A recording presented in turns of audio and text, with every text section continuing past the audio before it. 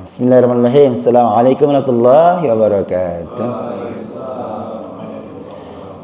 Alhamdulillahilladzi ja'ala fis samaa'i burujan wa ja'ala fiha sirajan wa qamaran munira walladzi ja'ala al-laila wan nahara khilfatan liman arada an yadhakkara aw arada syukura.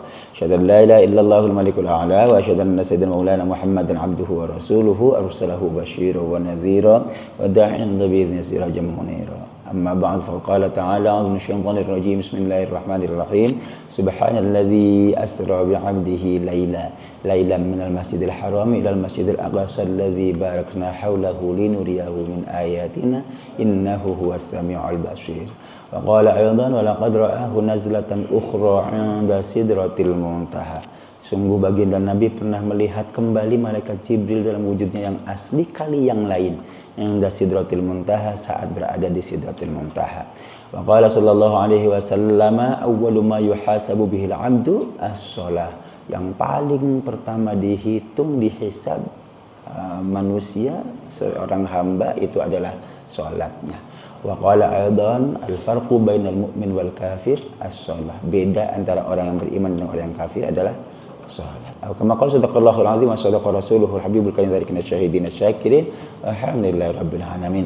Bapak Ibu rahimakumullah, alhamdulillah pagi hari ini kita kembali bertemu wajah silaturahim nyambung tali kasih di antara kita semua. Sekaligus belajar bersama. Buku yang kita kupas adalah 37 masalah populer.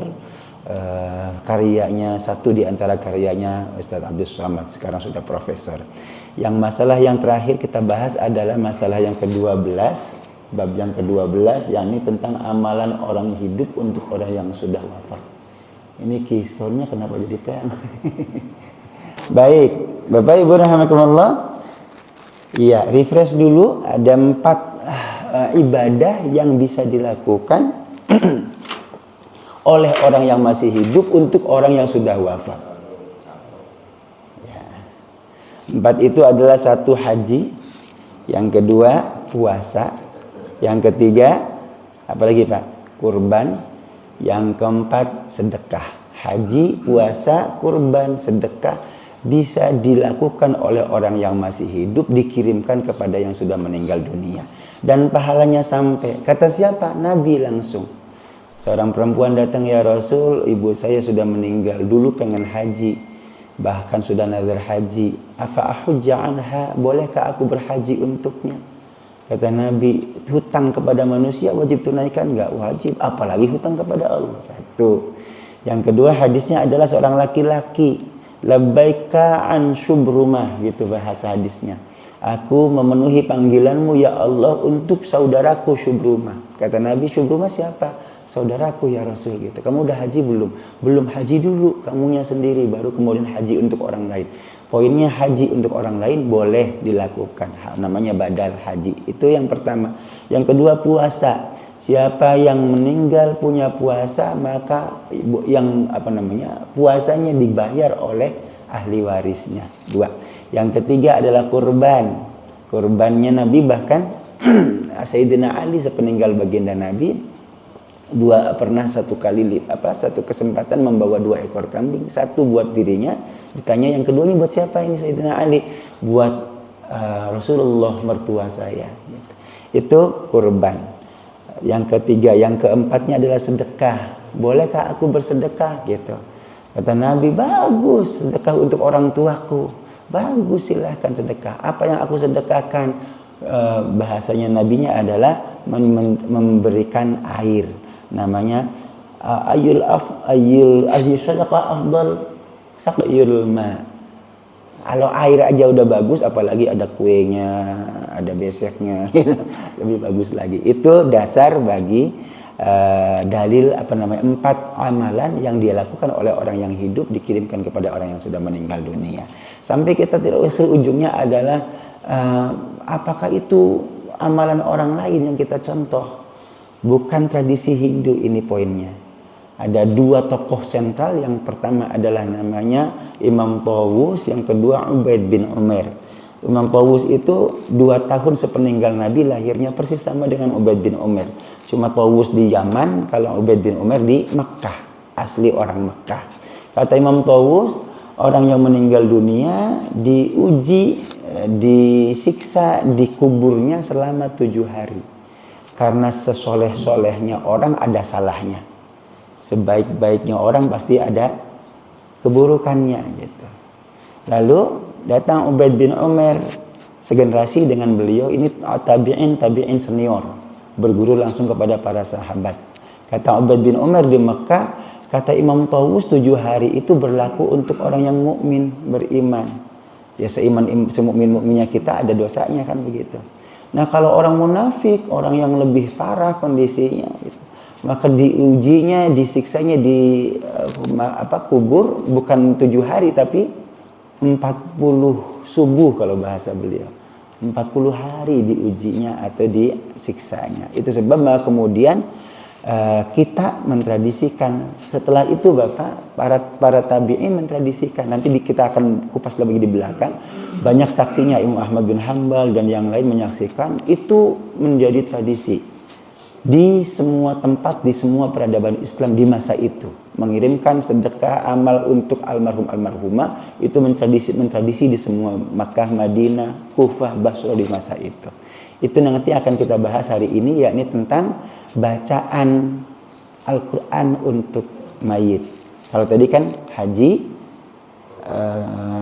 puasa, kurban, sedekah. Bagaimana dengan bacaan Al-Quran? Kan kita kiranya, mari kita kirimkan ya kan bacaan Al-Fatihah untuk almarhum, Al-Fatihah misalnya.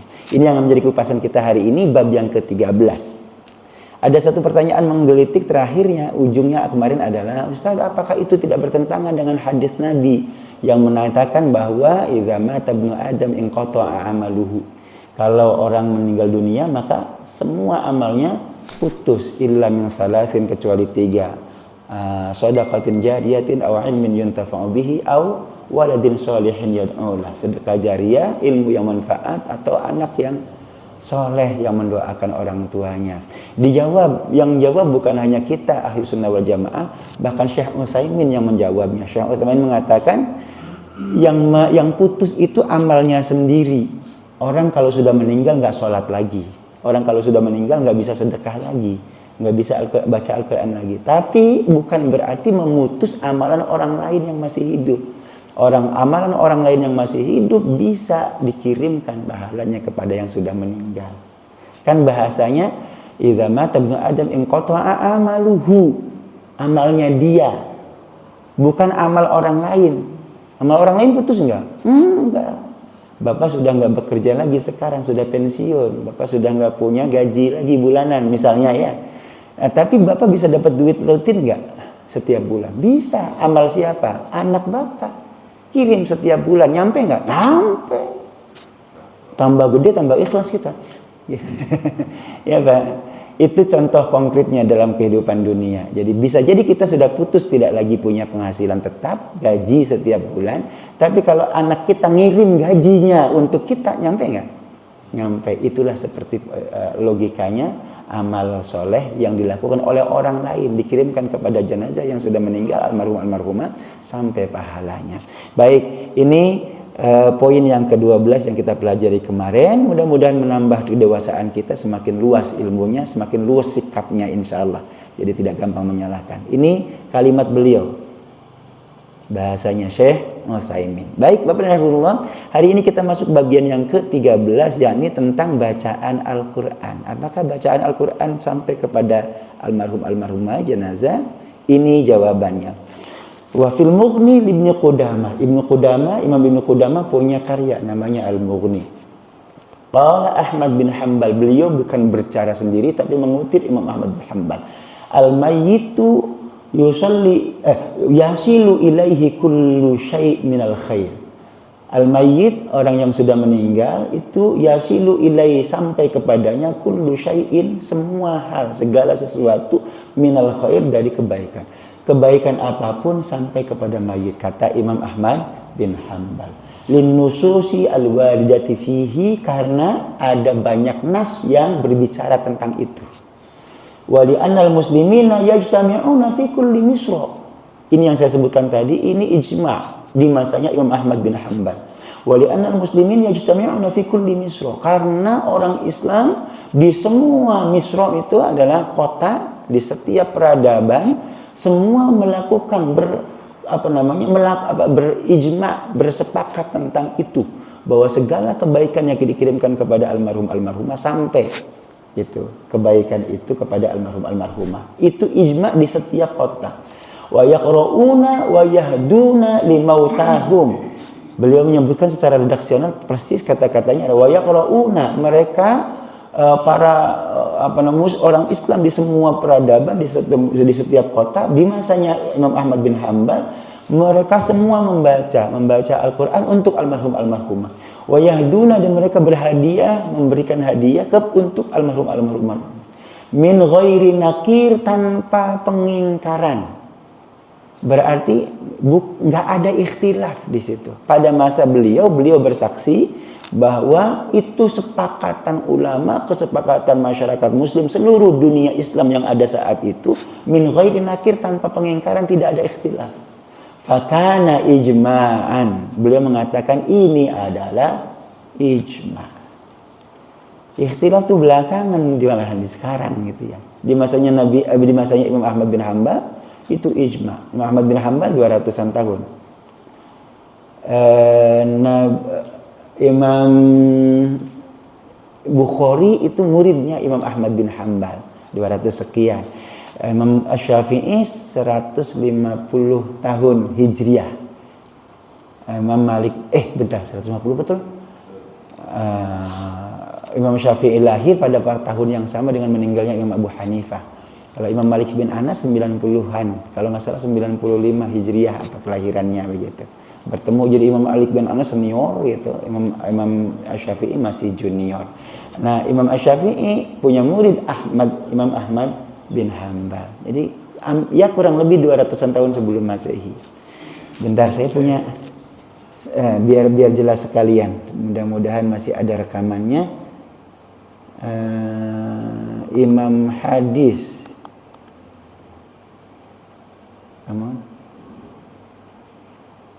Ada tahun ini. Biar nggak ngaya-ngaya ya, Pak. Oke. Nih. Betul, Imam Syafi'i 150 Hijriah kelahirannya, Imam Ahmad bin Hanbal 164 Hijriah, selisih 14 tahun, ya. Imam Bukhari muridnya Imam Ahmad bin Hanbal, lahirnya 196. Berapa ini? Selisih 32 tahun kelahirannya. Imam Muslim muridnya Imam Bukhari. At-Tirmidzi muridnya Imam Bukhari. Coba paling senior Imam Abu Hanifah 80 Hijriah, Imam Malik bin Anas 93 Hijriah, 90-an. Ini baik. Jadi di masa Imam Ahmad bin Hanbal orang Islam seluruh dunia biasa mengirimkan bacaan Al-Quran untuk almarhumah. Ijma'. Nggak ada ikhtilaf sama sekali. Itu kata beliau. Baik, di abad kedua Hijriah berarti ya, sampai dengan abad ketiga Hijriah. Ini namanya yang kita sebut sebagai salaf. Ya, salafiyun itu adalah yang mengikuti salaf. Yang salaf ini beliau ini salaf semua. Karena dia ada di 3 generasi pertama, 300 tahun pertama. Baik, Bapak dan Ibu, kita lanjutkan. Kata Ibnu Qudamah 178, Ibnu Qudamahnya dari mana? Syekh Sayyid Sabiq 178. Itu dikutip oleh Sayyid Sabiq Fikih Sunnah. Fikih Sunnah Sayyid Sabiq kita tahu adalah rujukannya Ikhwanul Muslimin. Di bagian paling depannya ada pengantar Hasan Al-Banna. Itu. Jadi dikanya itu dikutip oleh Syekh Sayyid Sabiq juga di Fikih Sunnah halaman sekian. Baik. Berikutnya pendapat Imam Ibnu Taimiyah. Sengaja Ustaz Abdul Somad menyodorkan data-data yang bersumber dari mereka. Mereka yang kaum salafiyun itu selalu merujuk ujungnya kepada Imam Ahmad bin Hanbal. Ini kutipan Ahmad bin Hanbal. Siapa bilang bacaan Al-Quran itu nggak nyampe kepada mayit gitu kan? Nggak ada contohnya dari Nabi. Ini Imam Ahmad bin Hanbal yang mengatakan bahwa fakana ijma'an. Seperti dikutip oleh Ibnu Qudamah dalam Al-Mughni, dikutip oleh siapa tadi? Fiqh Sunnah Sayyid Sabiq untuk Ikhwanul Muslimin. Ya, berikutnya kemudian setelah Ahmad bin Hanbal, kutipan berikutnya adalah Imam Ibnu Taimiyah. Sengaja memang yang disodorkan data-data dari beliau-beliau itu. Faslun wa ammal qira'ah wa shadaqa wa ghairihi wa ghairuhuma. Bacaan, sedekah dan yang lainnya min a'malil birri, segala amal-amal kebajikan, kebaikan, fala naza'a bainal ulama'is sunnati wal jamaah. Tidak ada perbedaan pendapat di antara ulama ahlu sunnah wal jamaah fi wusuli sawabil ibadat al-maliyah, dalam hal sampainya pahala ibadah harta, ibadah yang terkait dengan harta. Sedekah itu harta. Kasodaqah, seperti sedekah. Wala'id, memerdekakan budak. Bapak ibu memerdekakan budak, dikirimkan pahalanya untuk almarhum sampai. Kama yasilu ilaihi aidon ad-du'a, sebagaimana doa juga sampai kepada mayit. Kalau doa nggak sampai kepada mayit, Nabi tidak mungkin mengajari kita untuk sholat jenazah. Sholat jenazah isinya doa, Allahumma ghfir lahu warhamhu. Nggak sampai itu. Kalau nggak sampai, ngapain sholat jenazah? Gitu ya. Wal istighfar, permohonan ampun. Istaghfiru li akhikum fa innahu al-an yus'al. Gitu masih ingat? Ketika kita belajar tentang talqin, gitu, Nabi setelah selesai memakamkan kemudian perintahkan kepada para sahabat, istaghfiru li akhikum was'alu lahu at-tathbit fa innahu al-an yus'al. Mohonkan ampunan untuk saudaramu, maka istighfar untuk almarhumah sampai. Wassalatu alaihi, salatal janazah, salat jenazah sampai. Wad du'a inda qabrihi, dan berdoa di kuburnya. Ada kalimat inda qabrihi. Kata siapa? Ibnu Taimiyah. Doa di kuburan itu Ibnu Taimiyah yang mengatakan. Ada. Baik, berikutnya. Wa tanaza'u fi wusulil amal al-badaniyah. Adapun yang diperselisihkan adalah amal al-badaniyah yang sifatnya fisik. Kas-shaum was-shalah wal qiraah. Seperti puasa, sholat, dan bacaan Al-Quran. Ini menurut beliau Pak ya, kita ketip apa adanya, SIS begitu. Baik, kalau yang sifatnya maliyah, harta, clear, semuanya sepakat sampai. Yang bagaimana dengan yang amal badaniyah yang dilakukan oleh orang yang hidup untuk almarhum yang sudah meninggal, seperti puasa maupun sholat, juga bacaan Al-Quran. Waswab annal jami' yasilu ilaih, kata Imam Ibnu Taimiyah, yang benar semua itu sampai. Kita puasa untuk almarhumah sampai, ada hadisnya tadi sudah kita bahas. Sholat untuk almarhumah sampai. Kemudian ada yang menarik ini Pak, sholat untuk almarhumah sampai. Saya dulu pernah saya cerita gitu bahwa ketika nenek kami meninggal dunia, anak-anaknya menggantikan sholatnya, membadangkan sholatnya sekian tahun saat beliau sudah ambrek-ambrekan, sudah tidak dalam kondisi normal gitu. Ya Pak. Ya, di mana tuh itu sholat untuk almarhumah sampai almarhumah. Kan Ustaz sholat nggak bisa digantikan dengan fidyah, beda sama puasa gitu. Iya, ini ikhtiyat gitu. Karena kondisinya memang sudah hilang-hilangan gitu. Orang udah sepuh kan ya Pak. Lagi sholat udah ngajak ngobrol. Udah pikun misalnya gitu, hilang gitu, tiba-tiba dituntun sholatnya sama anak cucunya gitu. Sholat wal qiraah, bacaan Al-Quran juga. Wasawab anna jami' yasilu ilai, kata Imam Ibnu Taimiyah, semua nyampe. Yang benar, pendapat yang benar menurut beliau. Faqad thabata fi sahihain an Nabi sallallahu alaihi wasallam annahu qala, sudah ada dalam sahihain, berarti dua sahih, yakni Bukhari, Muslim, bahwa Nabi sallallahu alaihi wasallam bersabda, man mata wa alaihi siyam shoma anhu waliyuhu. Ini kita sudah pelajari kemarin. Siapa yang punya hutang puasa, maka puasanya digantikan oleh walinya. Walinya berarti ahli warisnya. Wa sabata aidan annahu amara imra'atan matat ummuha wa 'alaiha shaum an tasuma an ummiha. Ada lagi riwayat mengatakan ada orang perempuan ibunya meninggal, punya hutang puasa, disuruh untuk memuasai ibunya. Wa fil musnad an Nabi sallallahu alaihi wasallam annahu qala li Umar bin As, Amr bin As ada wawunya nih harusnya. Salah. Amr bin As harusnya ada wawunya. Law anna abaka aslama fatasaddaqta anhu aw sumta aw i'taqta anhu nafa'ahu dzalika. Amr bin As pernah dapat nasihat dari Nabi. Amr, bedanya Umar sama Amr tuh Pak, tidak ada wawu. Kalau Umar ada bener ya tulisannya begini berarti ya. Kalau Umar ada wawunya. Kalau Amr nggak ada wawunya di belakang. Walaupun wawunya nggak dibaca. Unik bahasa Arab ya. Ada huruf yang ada tulisannya tapi nggak boleh dibaca. Seperti Omar dan Amr. Untuk membedakan yang satu Omar, yang satu lagi Amr. Amr bin As pernah dinasihati oleh Nabi. Amr, kalau saja bapakmu masuk Islam, maka kamu boleh bersedekah, berpuasa, memerdekakan budak untuknya. Untuk mengirimkan pahala kepadanya. Kalau masuk Islam. Sayangnya memang Amr bin As bapaknya nggak masuk Islam. Tapi ini pengandaian Nabi ini menunjukkan bahwa kita anak-anak boleh mengirimkan pahala kepada orang tua. Bentuknya apakah itu sedekah, puasa, atau memerdekakan budak. Sedekah memerdekakan budak itu maliyah, harta. Puasa badaniyah juga nyampe. Jadi maliyah maupun badaniyah, yang sifatnya materi maupun yang sifatnya fisik, sampai kepada almarhumah. Lalu hadza mazhabu Ahmad wa Abi Hanifah wa hadza mazhabu Ahmad. Oh iya, ini mudhafun ilaih. Wa hadza mazhabu Ahmad wa Abi Hanifah wa ta'ifah min ashabi Malik wa Syafi'i. Ini adalah mazhabnya Imam Ahmad, Abu Hanifah yang paling senior tahun 80 Hijriah tadi. Juga sebagian pengikutnya mazhab Imam Malik maupun Imam Asy-Syafi'i. Itu kata Imam Ibnu Taimiyah, hampir sepakat sepenuhnya. Wa amma ihtijaju ba'dhum biqoulihi ta'ala wa allaysa lil insani illa ma sa'a.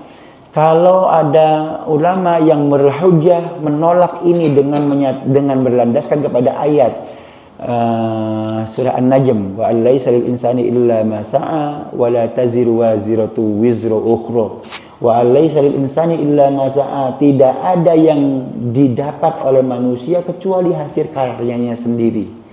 Wa la taziru waziratu wizra ukhra, orang tidak menanggung dosa orang yang lain, gitu. Fa yuqalu lahu qad sabata bi sunnah al-mutawatirah wa ijma'il ummah annahu yusalli alaihi wa yud'a lahu wa yustaghfaru lahu wa hadza min sa'yi ghairihi. Bahwa riwayatnya sangat banyak, jenazah disolatkan, didoakan, dimohonkan ampunan. Ini semua adalah amalan orang lain. Wa kadzalika, berarti nyampe dong, nyampe. Hati-hati memahami ayat ini. Wa alaysa lil insani illa ma sa'a. Itu sama dengan man mata idza mata ibnu adam in qata amaluhu tadi.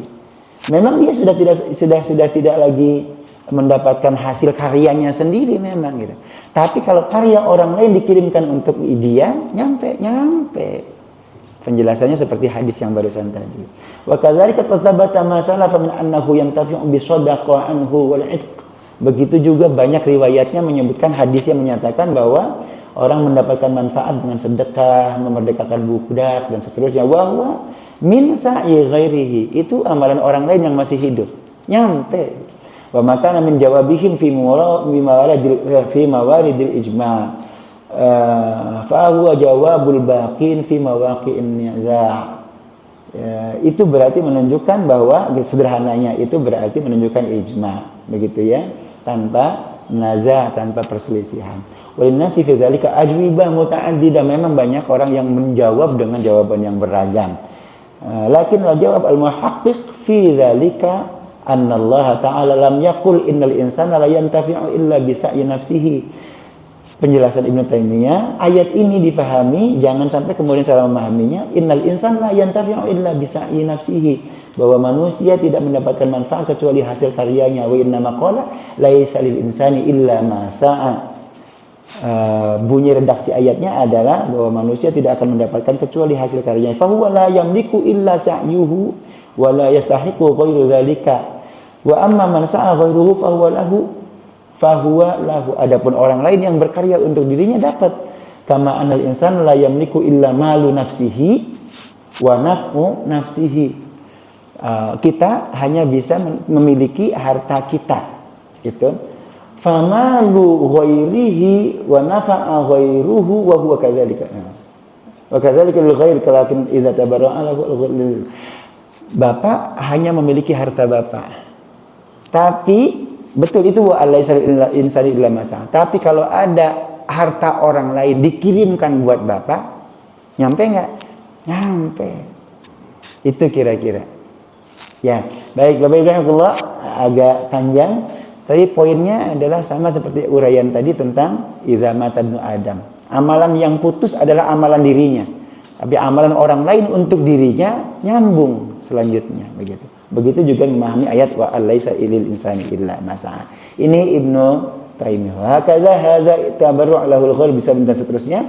Ujungnya dari mana sumbernya? Ibnu Taimiyah Majmu' Fatawa biasanya 179. Ibnu Taimiyah Al-Fatawa Al-Kubra kali ini, Al-Fatawa Al-Kubra juz sekian halaman sekian. Baik. Bacanya gerada gerudu gada itu banyak yang salah tadi baca. Yang penting poinnya dapat ya. Baik, Bapak Alhamdulillah 179. Ini pendapat Ibnu Taimiyah. Dilanjutkan disempurnakan oleh muridnya Ibnu Qayyim Al-Jauziyah. Nanti paling belakang Ibnu Utsaimin lagi. Syekh Utsaimin lagi. Baik. Bapak Ibu, bagaimana Ibnu Qayyim Al-Jauziyah, muridnya Ibnu Taimiyah? Wa amma qiraatul Qur'an wa ihda'uha lahu tatawwu'an bi ghairi ujra fa hadza yasilu ilaika kama yasilu thawabus shaum wal hajj. Kata beliau, muridnya Ibnu Taimiyah, Ibnu Qayyim Al-Jauziyah mengatakan bacaan Al-Qur'an menghadiahkan bagi mayit tatawwu'an sebagai amalan sunnah bi ghairi ujrah tanpa iming-iming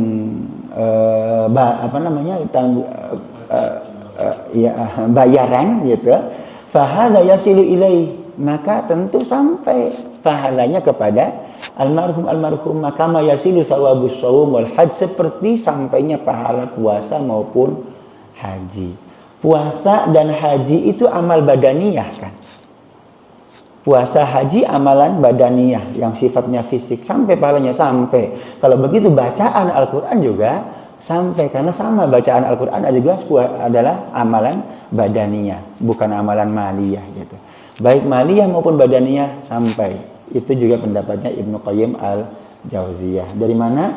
180 Ibnu Qayyim Al-Jauziyah ar-ruh fil kalam ala arwah al-amwat wal ahya. Tentang ruh, berbicara tentang ruh, arwah dan orang yang masih sudah meninggal maupun orang yang masih hidup. Arwahnya orang yang sudah meninggal maupun orang yang hidup. Ini rujukannya ar-ruh, kitabnya disingkatnya. Baik, Ibnu Taimiyah dilanjutkan oleh Ibnu Qayyim Al-Jauziyah. Baik, berikutnya penutupnya adalah Ibnu Utsaimin. Syekh Utsaimin muridnya Abdul Aziz bin Baz. Bapak dan Ibu, itu seperti Ibnu Taimiyah kepada Ibnu Qayyim Al-Jauziyah. Syekh Abdul Aziz bin Baz, Ibnu Taimiyahnya Syekh Utsaimin, anak muridnya yang melanjutkan perjuangan beliau, seperti Ibnu Qayyim Al-Jauziyah untuk Ibnu Taimiyah.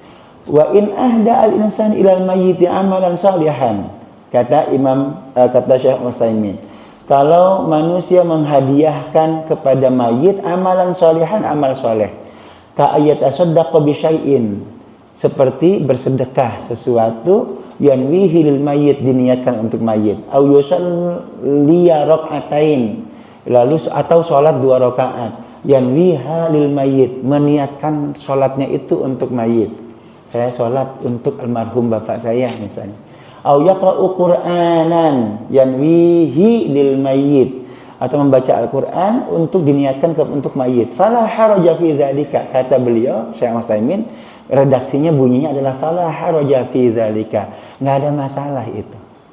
Redaksinya enggak masalah gitu ya. Walakin ad-du'a afdal, cuma kata Syekh Utsaimin, doa untuk almarhum lebih baik. Min hadza, dari semua itu. Apa min hadza kullihi, semua yang lain. Li'annahu huwa allazi arsyada ilaihi Nabi sallallahu alaihi wasallam. Beliau mengambil pendapat itu, memilih pendapat lebih baik doa itu karena memang itulah contoh yang dilakukan oleh Nabi sallallahu alaihi wasallam. Walaupun sebagian gitu ya kan, istaghfiru li akhikum, doa itu sifatnya kan, dan seterusnya. Baik, yang pasti beliau tidak menolak. Bahkan Syekh Utsaimin tidak menolak amalan orang yang masih hidup dikirimkan kepada orang yang sudah meninggal, termasuk bacaan Al-Qur'an. Au yaqra'u Qur'anan. Baik, nah bab ini sama dengan bab sebelumnya ditutup dengan hadis idza mata ibnu Adam inqata amaluhu tadi. Idza matal insan, ada 2 redaksinya, idza mata ibnu Adam yang pertama, yang kedua idza matal insan, sarwa keneh manusia ya. Inqata amaluhu illa min salasin sadaqatin jariyatin aw ilmin yuntafa'u bihi aw waladin sholihin yad'u lahu. Ada min di depannya. Nah, ini badal ya. Badal ya betul. Min salasatin min salasin. Nah, iya. Badal ba'd min kul gitu bahasanya. Badal tuh ya di sininya min salasin maka sedekatin jariyatin. Tapi kok sedekatin jariyatin boleh nggak boleh? Kalau ngerti bahasa nahwu, bahasa Arab gitu boleh, gampang aja. Itu mentakdirkan menghilangkan mubtada. Mubtadanya dibuang. Gitu. Wa huwa shadaqatun jariyatun. Wa ilmun yantafa'u. Bisa aja. Kalau belajar nahwu la haula wala quwata illa billah. Boleh, la haulun wala quwatun bisa. Banyak itunya. Baik, Bapak ini hadisnya diulang tadi Imam Tirmidzi dan Imam Nasa'i yang meriwayatkan. Yang dimaksud dengan kalimat inqata'a amaluhu, putuslah amalnya. Maksudnya adalah amal mayat tersebut yang terputus, terhenti, tidak dapat beramal lagi. Bukan amal orang lain kepadanya yang terputus, karena amal orang lain tetap mengalir kepadanya, seperti badal haji, sholat jenazah, doa, dan lain seperti yang telah dijelaskan di atas berdasarkan hadis-hadis yang sahih. Ini sambungan. Jadi bagian bab yang ke-13 ini nyambung dengan bab yang ke-12 tentang amalan orang hidup untuk orang yang meninggal dunia. Semuanya sampai haji, puasa, kurban, sedekah, plus yang baru saja kita bahas, yakni bacaan Al-Quran. Itu sebab maka doa kita yang kita baca setelah kita baca Yasin, tahlil, kemudian Allahumma taqabbal, Rabbana taqabbal wa ausil ma thawaba ma qara'nahu minal Qur'anil azim wa sabbahna mahalan hadiyatan wasilatan, hadiah yang sampai kepada almarhumah minal dan seterusnya, khususan ila ruhi yang fakir fulan bin fulan itu. Clear ya Pak? Redaksinya begitu doa kita kan. Hadiah wasilah gitu. Hadiah yang sampai untuk almarhum yang disebutkan. Baik, silakan kita buka forum diskusinya sekarang. Silakan. Assalamualaikum warahmatullahi wabarakatuh. Waalaikumsalam warahmatullahi wabarakatuh. Kalau ibadah sholat itu kan ada ininya sudah. Kalau puasa tadi orang sudah meninggal boleh dibayar fidyahnya. Kalau sholat kan nggak ada. Nah, untuk orang tua kita misalnya sudah pikun itu, apakah kewajiban sholat itu benar enggak ada gitu? Udah lupa lah tadi kan pas diajak itu untuk sholat atau ngajak ngobrol kan dia nggak ini kan, apa kewajiban sholat itu sudah benar nggak ada gitu. Syarat untuk orang sholat itu ada Islam dan akid balik apa kan mungkin hilang ingatan itu termasuk salah satu yang menggugurkan kewajiban dari sholat. Yang gila itu maksudnya itu. Jadi kan orang pikun tadi apa kewajiban sholat itu masih ada kan? Itu nggak ada. Jadi kita itulah istilahnya sholat untuk orang tua kita dan pikun tadi gitu. Sholatnya gitu. Itu susah. Yang kedua terkait tadi perbuatan baik orang yang masih hidup itu halnya untuk orang sudah meninggal. Misalnya gini, kurban ya kan, sedekah makanan atau kan niatnya untuk orang tua kita sudah meninggal. Nah, kalau ibadahnya itu bersifat badaniah, misalnya haji kan boleh gantikan, tapi kan di situ ada ini salah satu puncak ibadah haji itu yang tidak boleh diwakilkan hadir di Arafah gitu. Nah itu niatnya gimana untuk orang membadalkan haji untuk orang banyak atau orang lain gitu kan? Jadi gimana niatnya pas di padang Arafah tadi? Oke, baik. Assalamualaikum warahmatullahi wabarakatuh. Warahmatullahi wabarakatuh. Baik, satu persatu. Yang pertama adalah Ustaz, kan sudah nggak connect gitu ya, sudah putus nyambung, udah hilang non kewajiban, udah gugur kewajiban puasa, betul, kewajiban hajinya bang, kewajiban sholatnya ya, betul. Rufi al-qalam an salas, kata Nabi ada 3 orang yang diangkat penanya, maksudnya tidak punya kewajiban taklif lagi, tidak ada ketaklif syar'i lagi, nggak wajib sholat lagi. Apa itu? Anin naim hatta afaqo, orang tidur sampai bangun. Jadi kalau bapak tidur nih, nggak wajib sholat sampai dia bangun, gitu. Jadi kalau bablas dia mana Ustaz jam 10 saya baru bangun, ya wajibnya sholatnya saat itu. Iya, sholat subuhnya jam 10 misalnya begitu ya. Itu. Tapi beda kalau dibangunin, udah bangun udah tuh punya kewajiban. Tapi kalau bablas memang kecapean Pak gitu misalnya sama sekali nggak sadar memang. Alarm aja nggak ada kedengeran gitu misalnya. Apakah pernah Nabi mengalami itu? Pernah. Ya kan kita tahu ya Pak. Pernah, Nabi aja pernah, apalagi manusia biasa gitu. Manusia biasa Pak, setiap kita pasti ada. Kalau lagi masih tidur nggak gitu ya. Satu, yang kedua adalah orang yang gila sampai dia sembuh. Jadi Bapak kalau pengen nggak punya kewajiban sholat gampang, gila aja. Atau tidur selamanya, mati dong. Ya tidur selamanya atau gila. Kalau tidur selamanya udah mati, mau kewajiban sholat gimana lagi? Dua, yang ketiga adalah orang yang kehilangan akalnya, apa itu namanya?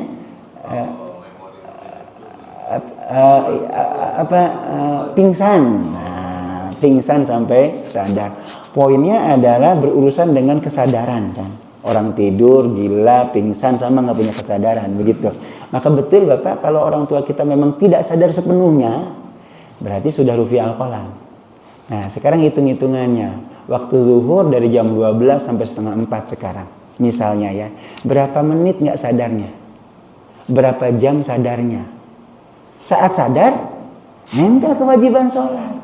Itu. Nah masalahnya kita nggak tahu nih orang tua kapan bener-bener full kesadarannya gitu. Kapan hilangnya. Itu yang diantisipasi oleh anak-anaknya tadi gitu. Walaupun dituntun tetap sholatnya gitu. Ikhtiyat, namanya ikhtiyat. Gitu. Nah, Imam Ibnu Taimiyah bahkan mengatakan sholat untuk almarhum juga boleh. Gitu. Sampai itu yang diambil pendapatnya oleh keluarga kami. Gitu. Adapun yang menolak, enggak Ustaz itu kan sudah nggak punya kewajiban lagi, ya nggak apa-apa, monggo silakan. Ya, satu. Yang kedua adalah tentang niat hajinya bagaimana. Bapak dan Ibu niat haji di awal, labbaik Allahumma hajjan, labbaik Allahumma umratan, itu saat mengambil miqat dan memakai kain ihram. Dari awal tuh. Iya. Untuk siapa gitu. Nah, kalau dicontohkan sebenarnya labbaik Allahumma an syubruma, disebut di awal tuh. Enggak, namanya di awal gitu. Saya tunaikan panggilanmu ya Allah untuk siapa? Fulan bin fulan gitu. Adapun di saat Arafah tidak ada niat spesifik sebenarnya. Jadi pada saat dia awal itulah otomatis dia keberadaan dia nanti di padang Arafah itu ada tujuan. Betul, nempel sampai dengan akhir prosesi haji. Gitu. Yes, betul. Jadi menempel sampai dengan akhir prosesi haji, sampai selesainya haji. Berarti Bapak melaksanakan haji atas nama fulan bin fulan. Beda dengan misalnya pada saat dia harus berada di padang Arafah, wukuf, dia sakit, rumah sakit, dan itu pakai ambulan dibawa juga. Gitu. Yes, betul. Karena rukun ditinggalkan atau tidak bisa dilaksanakan, batal hajinya, gitu. Itu sebab meskipun kondisi sakit dihadirkan minimal wukuf di Arafah. Adapun wajib, nah yang wajib itu bisa bayar pakai dam gitu ya, dengan sembelihan penggantinya gitu. Kalau melontar jumroh itu masuk rukun haji atau? Nah, siap. Yang sudah haji, lontar jumroh masuk rukun atau apalagi yang belum haji. Doanya apa, insya Allah 2 tahun lagi jadwalnya. Ya. Kalau nggak salah lempar jumroh tuh wajib haji ya. Kalau nggak salah, mohon dikoreksi. Karena itu ya rukun atau wajib? Rukun. Kalau rukun nggak bisa diwajibkan. Jumroh boleh diwakilkan nggak? Boleh. Kalau boleh diwakilkan berarti wajib haji bukan rukun haji. Gitu sederhananya. Ya biar ingat kita haji lagi Pak. Amin ya Allah. Sedikit aja saya Pak. Siap. Kalau nama pakai Ibnu itu artinya apa? Iya. Ibnu Khuzaimah, Ibnu Taimiyah, Ibnu Qayyim Al-Jauziyah. Ibnu tuh anak, putranya fulan. Ya. Ahmad Ibnu Hambal. Bapak saya Hibban. Iya. Ahmad bin Hambal, bapaknya namanya Hambal.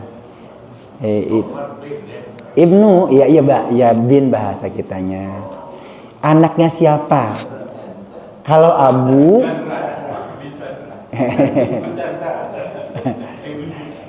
Ibnu, iya.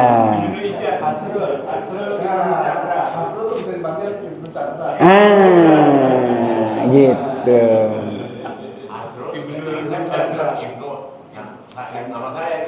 Iya, iya. Betul. Jadi nanti kita panggil Ibnu Chandra aja. Ya, Ibnu Chandra anaknya. Ya, anaknya yang Ibnu Chandra. Kalau bapaknya berarti siapa namanya? Abu Asrul.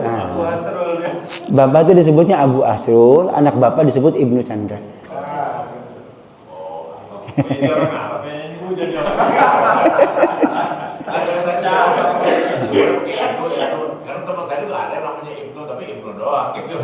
Kalau di Indonesia ibnunya nama, bukan bin, bukan anaknya siapa.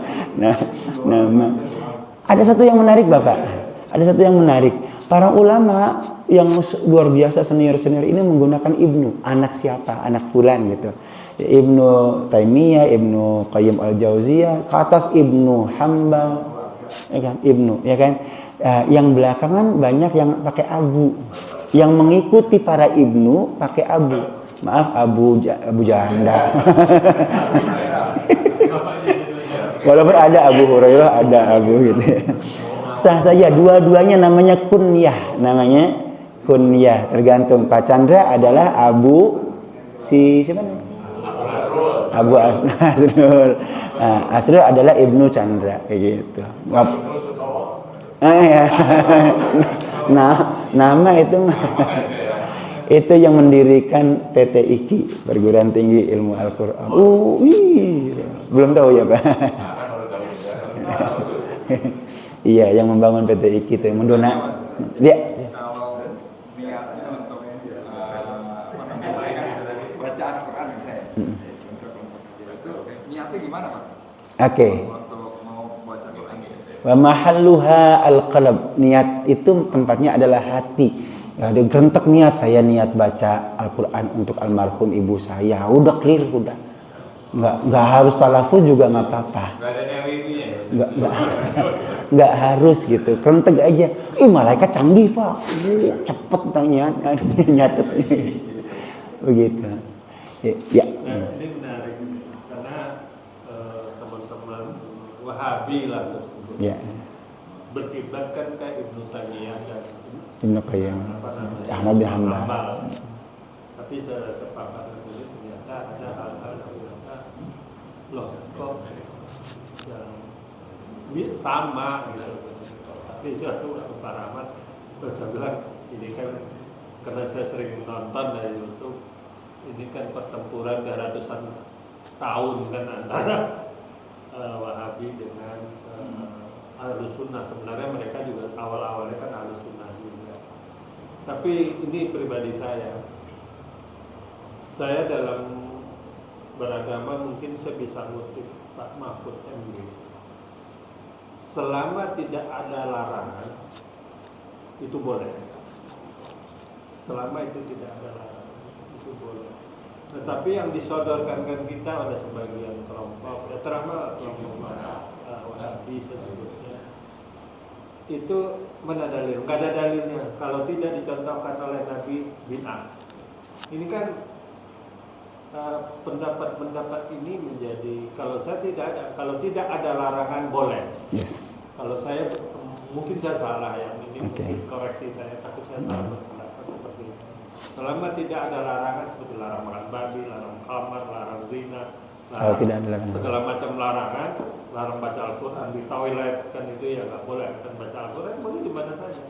Nah, saya contoh kemarin, istri saya tanya, Pak, bisnis usapan nggak? Tapi kemarin nanya Ustaz katanya nggak ada dalilnya. Saya jawab begini, ada larangan nggak baca Al-Quran? Nggak ada, baca aja. Ini usapan ada larangan nggak ini? Nggak ada. Baca. Apa yang kamu baca di usapan? Kan baik semua. Nah, artinya salah nggak saya beberapa? Selama tidak ada larangan, boleh. Karena berbeda nih. apa tidak dicontohkan oleh Nabi bid'ah. Ya. Kan itu yang disodorkan sehari-hari oleh Logikanya. teman-teman kita ini.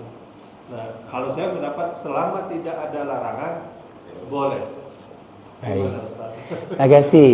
Bapak dan Ibu, itu logika umum dari Al-Quran dan hadis Nabi. Ayatnya adalah wa ma atakumur rasulu fakhudhu wa ma nahakum anhu fantahu. Redaksinya wa ma nahakum anhu. Wa ma atakumur rasulu fakhudhu, yang dibawa oleh Rasul ambil. Yang dicontohkan oleh Rasul ambil. Oke. Wa ma nahakum anhu fantahu, yang dilarang tinggalkan. Yang wajib dilarang, yang wajib ditinggalkan, yang dilarang. Betul, selama tidak ada larangan gimana?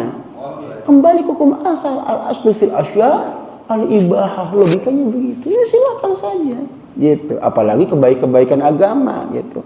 Baca Al-Qur'an tidak ada kaid dimanapun gitu. Selama tidak ada kaidnya, larangannya, ya silakan dimanapun, kapanpun. Seperti itu kira-kira. Itu logika Al-Qur'annya. Logika hadisnya juga sama. Logika ini kan, man ahdatsa fi amrina ma laisa lahu ma laisa ana minhu fahuwa raddun. Yang ditolak itu yang tidak. Man ahdatsa fi amrina. Amrina itu amar itu perintah. Jadi yang dimaksud adalah jangan membuat perintah-perintah seakan-akan mengklaim perintahku. Gitu. Ya Pak, kalau iya. Artinya doa untuk mayat 3 hari sampai 7 hari, atau 1 hari sampai 7 hari itu gimana itu? Apa dilarang? Nah, ada larangannya enggak? Yes. Enggak ada larangan kan? Betul. Tidak semua yang tidak dicontohkan otomatis terlarang. Ini logika. Apakah yang tidak dicontohkan oleh Nabi otomatis terlarang? Tidak. Ya Rasul, ini makanan enak banget, hidangan yang terlezat di masyarakat kami. Apa nih? Bob. Aduh, saya nggak makan. Kadal gurun, Pak, kadal gurun. Saya nggak mau makan, saya nggak biasa makan. Makan deh. Nabi tidak mau makan. Nabi meninggalkan kan berarti Pak ya. Tapi Nabi tidak melarang. Tidak semua yang ditinggalkan otomatis terlarang. Begitu logikanya. Sebaliknya sebenarnya ada banyak hal yang dilakukan oleh Nabi tapi dilarang oleh kita. Untuk kita. Khassatan laka min dunil mu'minin. Nabi nikah lebih dari 4. Boleh kitanya ikut? Sunnah Nabi itu. Waduh. Ada khosotan laka di Al-Quran, itu khusus bagimu, min dunil mu'minin, orang beriman yang lain nggak boleh gitu. Ada spesial untuk Nabi. Nabi wajib sholat malam. Bagi Nabi itu kewajiban, bagi kita alhamdulillah nggak wajib. Ada yang khusus ya. Ini Ustaz, masalah Begitu. nikah ini menarik. Ini pendapat pribadi saya juga. Di surat An-Nisa itu boleh 1, 2, 3, 4. Ya. 1, 2, 3, 4. Iya. Tapi di ayat terakhirnya jika kamu tidak bersikap adil, Ya. cukup 1 saja. Betul. Sebenarnya kalau saya pahami, adil itu milik Allah. Di akhirat nanti keadilan dan dunia ini kita pikir susah. Saya berpaham bahwa sebenarnya saya bukan takut kawin nggak bisa 1, 2, 3, 4 enggak juga. Tapi saya berpaham sebenarnya Islam itu sebenarnya satu, lebih kecenderungan ke 1 gitu. Iya, Tapi memang. tidak dilarang gampang, tapi lebih kecenderungannya ke 1. Lebih baiknya ke 1. Oke. Baik, kita bahas sekalian ya ayatnya. Nah, baik. Sebentar kita tuntaskan sedikit yang barusan tadi. Barangkali beliau terlewat penjelasannya kemarin. Jadi Pak, ada Bapak siapa namanya? Pak Haji Yurman. Ada bahasan khusus di awal tentang ikhtilaf, khilaf dan mazhab. Bab 1, bab 2 itu. Apakah at-tarku yaqtadi at-tahrim? Apakah kalau Nabi meninggalkan itu menunjukkan keharaman? Tidak. Banyak, ini kupasannya panjang banget. Jadi ya, tidak setiap yang tidak dilakukan oleh Nabi otomatis haram. Itu tidak ada kaidahnya. At-tarku yaqtadi at-tahrim. Apakah begitu? Tidak. Konkretnya apa? Ada namanya sunnah takririyah. Nabi tidak dilakukan, tapi dilakukan oleh sahabat. Boleh? Boleh. Buktinya banyak. Ya kan? Konkret dalam ibadah azan sekalipun tidak berasal dari Nabi, Pak. Dari mimpinya para sahabat. Satu di antaranya Umar, itu azan loh. Ya kan, misalnya. Dan banyak lagi yang contoh yang lain. Jadi poinnya, tidak ada kaidah yang mengatakan at-tarku yaqtadi at-tahrim. Nabi meninggalkan otomatis haram, tidak. Betapa banyak hal yang ditinggalkan oleh Nabi tidak haram ternyata. Gitu. Yang benar logikanya adalah barusan tadi. Wa ma atakumur rasulu fakhudhu wa ma nahakum anhu fantahu. Yang wajib ditinggalkan hanya yang dilarang saja. Kalau tidak ada larangan, kembali ke hukum asal. Oke, itu poinnya Pak ya. Baik. Nah, menarik untuk dikaji tadi, betul kecenderungan Al-Qur'an itu sebenarnya adalah fa in khiftum alla ta'dilu fawahidah. Kalau kalian khawatir tidak mampu adil, maka cukup satu saja. Ini ajaran Al-Qur'annya. Adapun masna wa thulatsa wa ruba' itu ada konteksnya. Wa in khiftum alla taqsitu fil yatama. Kalau kalian khawatir tidak mampu bersikap al-qist itu di atas adil. Kalau bapak nampar lagi itu adil. Kalau qist itu bagaimana kebaikan keadilan yang tidak merugikan semua pihak. Istimewa. Baik, kembali. Kalau kalian khawatir tidak mampu adil sederhananya di Indonesia untuk anak yatim, maka nikahi ma tabalakum min nisa, yang kalian mau, yang kalian inginkan dari perempuan 2, 3 atau 4. Kalau kita hubungkan dengan asbabun nuzulnya, ini pembelaan Al-Qur'an kepada para yatim.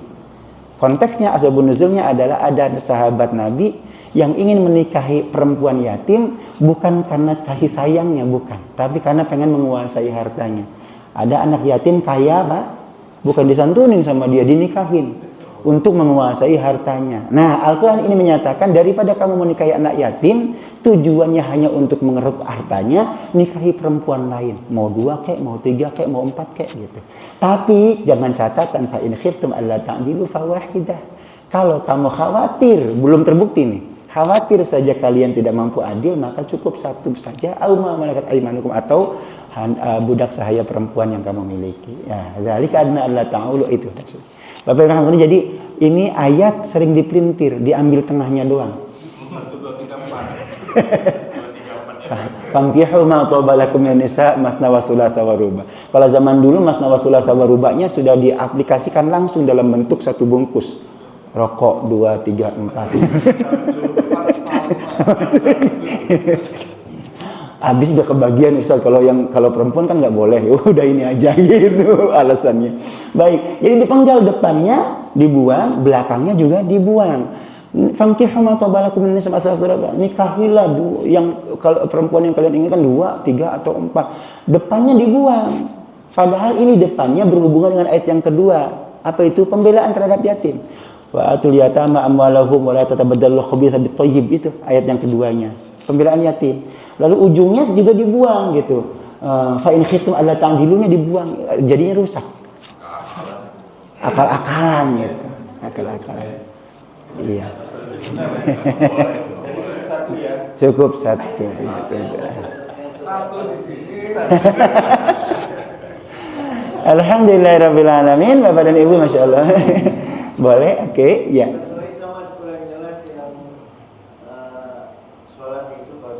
Kita niatkan untuk malu gitu. Gimana niatnya itu pelaksanaannya gimana, berapa rakaatnya, bagaimana gitu. Baik, kalau biasa kita sholat pakai talafuz kan usolli ya Pak ya. Aku sholat gitu. Usolli fardhu zuhri 4 rakaatin mustaqbil qiblati. Ada adillahi ta'ala misalnya kan. Usolli fardhu zuhri li fulan bin fulan. Tambahkan li saja. Saya sholat zuhur, fardu zuhur untuk fulan bin fulan. Kalau fardu, ini Bapak kalau mengambil pendapat yang itu ya, Ustaz itu berlaku untuk sholat sunnah, ya udah sholat sunnah nggak apa-apa deh. Saya tahajud, usolli sunnat tahajud li abi fulan bin fulan. Gitu. Tinggal tambahkan li saja di belakangnya. Kalau pakai talafuz, kalau enggak dalam hati juga cukup. Contoh dalam hati, saya niat sholat tahajud untuk ayah saya dalam hati Pak. karena Allah malaikat cepet nyatetnya gampang. Sunatnya ya berarti ya kalau marbutnya ya susah juga kalau setiap marbut kita laksanakan gitu ya. Bagaimana? Kalau setiap marbutnya kita laksanakan juga buat almarhum gitu, mungkin ada yang juga 4 rakaat juga misalkan zuhur gitu. Pertanyaannya empat rakaat juga tetap. 4 rakaat tetap 4 rakaat. Catatannya berarti sholat zuhurnya 2 kali. Iya, sholat pertama untuk diri sendiri kan, yang keduanya untuk almarhum gitu. Pakai li saja di belakangnya. Masalah waktunya, Mas, saya kira zuhur untuk almarhum, bulan ya kan. Waktunya itu zuhur itu harus dia waktu zuhur ya, nggak boleh bilang waktu bulan yang satu ya zuhur untuk bulan, tapi waktu duha aja gitu. Nah, ini nggak boleh. Iya. Waktunya. Baik.